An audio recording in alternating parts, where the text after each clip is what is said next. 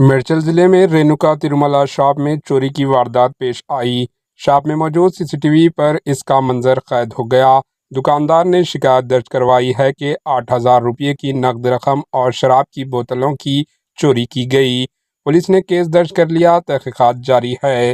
Bureau report, AHN news.